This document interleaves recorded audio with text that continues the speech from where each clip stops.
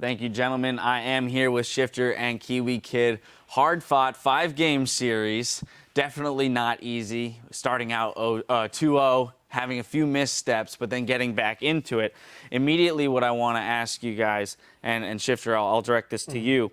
What did you guys do in these off weeks to prepare for this match specifically? Because you had a fair amount of time with the LCS playoffs going on. Generally, you know, during the LCS, you have 1 week prep for one game. Now you had like 3 weeks prep for this. So what were the preparations and practice like going into this matchup?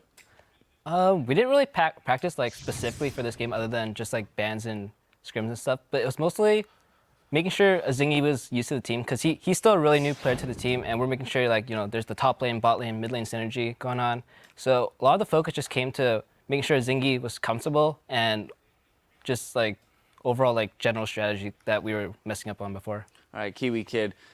This roster has been through a number of changes throughout the season, and earlier today we saw a feature where you spoke about wanting to play with this roster specifically more in order to watch it evolve and grow. And Shifter kind of spoke to this already. How do you feel you guys are in that evolution as a roster, and how do you expect to improve? 2 years ago when I joined Dig, I would have never thought I would be the oldest member on the team. It's actually kind of surreal. But no, like, I love everybody on my roster. Like, everybody's got their quirks and, you know, strengths.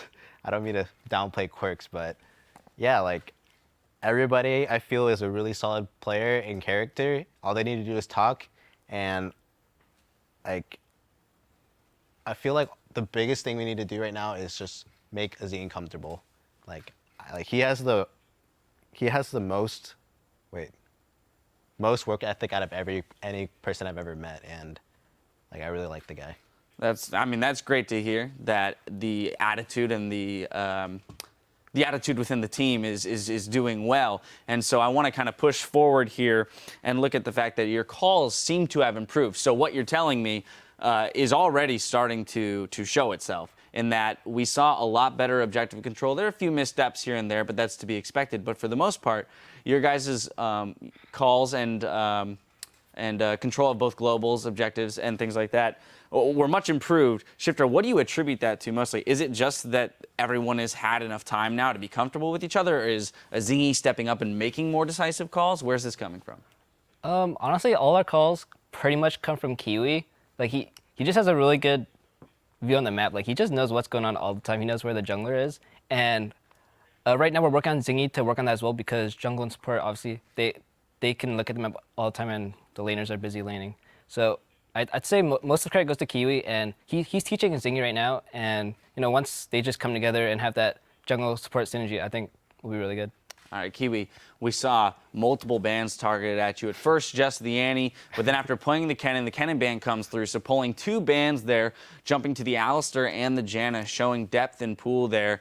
Do you kind of see that as as like a privilege almost, that you can pull that kind of response from enemy teams and lighten the load on the rest of your teammates? Yeah, I think it's actually really cool, and I mean, I'm really proud of myself. Like, I like to be humble, but I feel like this is kind of still being humble. Like, there's no shame in being a little proud of yourself, and I feel like over the past few months, I've expanded my champ pool like significantly, and I've like, man, I want to say like I've got better at my spacing, but I don't feel too well about this series because I definitely face checked a lot, and I'm still working on that. Unfortunately, like, it's kind of pathetic that it hasn't been fixed yet. But you know, I guess if that's my biggest flaw, it's not too bad. Like, I feel. Yeah, well, the counter argument to that is some of the incredible plays that you set up with Shifter. We saw in that game one example with the Alistar combo, knocking all 5 people out, followed by LeBlanc distortion in and just kind of eliminating everybody. And that's not the only time that you had a pretty sweet combo there. So Shifter, actually, I want to direct this to you in this partnership right here between the two of you, being pretty veteran players. What's the communication like between you two that's allowing you guys to set up some pretty massive plays like this? Honestly, me and Kiwi are just like, we're really similar, like personality-wise. Like we chill a lot outside of the game, and in-game, I don't know, we're just like on the same page all the time. Like, I know earlier this game when he got the like 5-man pull and I Ziggs ulted, I actually think I Ziggs ulted before he pulled because he called that he was going in and I saw at the same time he did. And I don't know, we're just on the same page. On that same page, expecting it to land. Hey. I like it right here. Hey. There it is, teammates. Another interesting thing that we saw come out the series was the Jarvan top. And neither of you are Gamsu, but maybe you can answer for him. Yeah. Where exactly did that come from? Yeah, I've actually duoed with Gamsu, and he just all of a sudden started playing Jarvan top. Like, I think he just really enjoys the champion, and he was just kind of relieved that Jarvan stopped being a good jungler, so now like he could play at top, and you know his top is like really good. It kind of reminds me of PDD from like season 2. I think it was season 2, and yeah, he really enjoys it, and I think he knows a lot of the matchups, and you know just like a little twist pick, like out of the meta pick, can throw a lot of players off. And I feel like that's what it did. It served its purpose today. Yeah, I mean, the AD assassin coming from the top lane was definitely an interesting take on it all. Finally, Shifter, what is this team's aspiration? Now that you've qualified for the summer split, what are your guys' aspirations for this upcoming split? Are you shooting to end up in that top 3?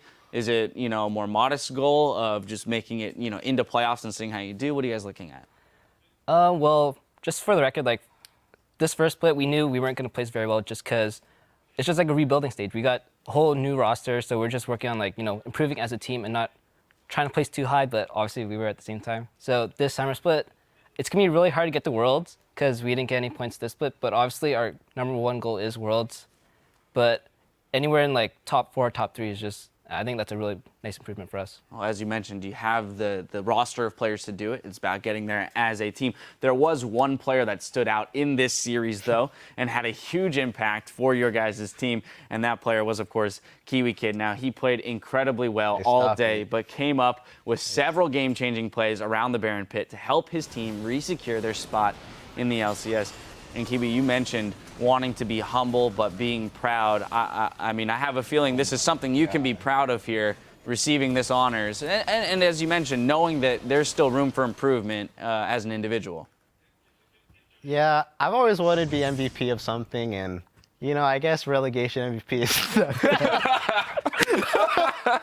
I can't say it with a straight face. I wanted to, but I'm just, I had a tough time sleeping last night, and man, like the feeling of being on the verge of getting reverse swept is like, man, I thought this would never happen to me. Like, yeah, I just, I felt void kid flowing through me. But, I put in so much work, I feel, in the past 2 months. Like, I went from like a pathetic like 200 maybe LP to like 800 LP. I worked a lot on my mechanics. I do it with a lot of people to like see how much I helped.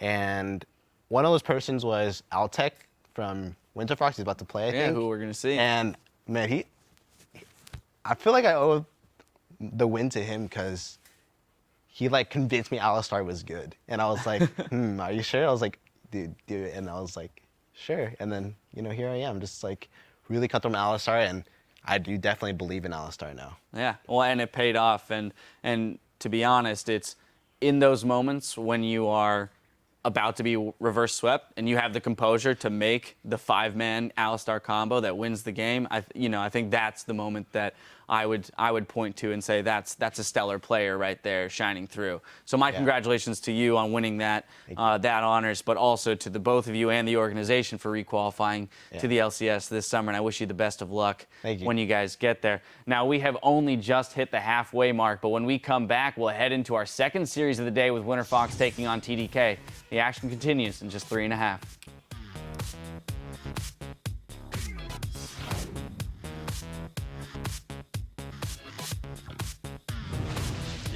Good. Why don't we sing a Curry classic, Jai Ho? Oh my god. Has distortion to jump back to Jukes 1, but in comes Huhi. The spell shield, wow, nearly gets him killed anyway, and Shifter gets him! I got him, I think.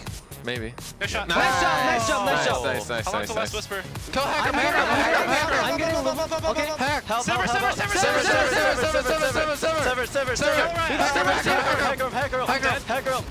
Careful, LeBlanc still. LeBlanc. We got LeBlanc. Oh my god! Oh my god! Wow!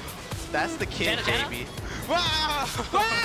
In comes the knockup onto 4. What are they going to hit? Down goes Cassidon, and that is massive! Dignitas to win the game on this team fight if it's good enough. Through the skin of their teeth, Dignitas are back in the North American LCS.